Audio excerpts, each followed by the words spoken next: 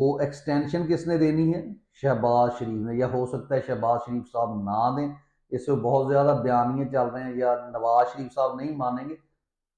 آپ بہت بھولے ہیں اگر آپ کے ذہن میں یہ ہے نا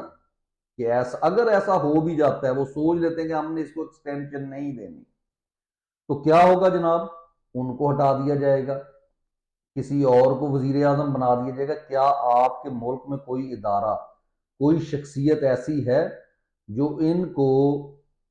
قانون کے اوپر عمل درآمد کرا سکے؟ کیا اب آپ کو یہ بھی نظر آ گیا کہ وہ ادارہ جس کو آپ سمجھتے تھے کہ یہ ملک کا محب وطن ہے، یہ نمبر 1 ہے، وہ نمبر 1 جو ہے تمام کے تمام لوگ، ان میں غیرت نام کی کوئی چیز نہیں ہے، نہ وہ آئین کے ساتھ کبھی کھڑے ہوئے اور نہ اب ہوں گے۔ یعنی جو مرضی کیا جا رہا ہے، ملک میں الیکشن لوٹا گیا، ملک میں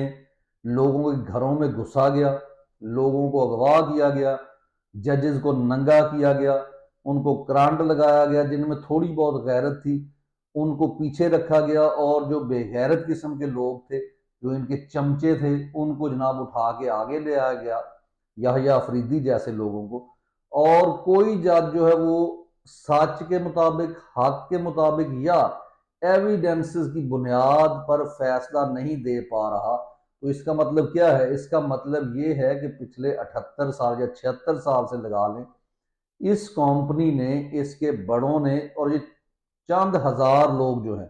انہوں نے ایسی سلیکشن کی، ایسے لوگوں کو سامنے لے کر آئے جو آپ کے سامنے ہیں، کہ سوائے تنخواہیں لینے، پیسے بنانے کے، اور ان کا کوئی، یعنی کہہ لیں کہ مقصد حیات ہی نہیں۔ اس کا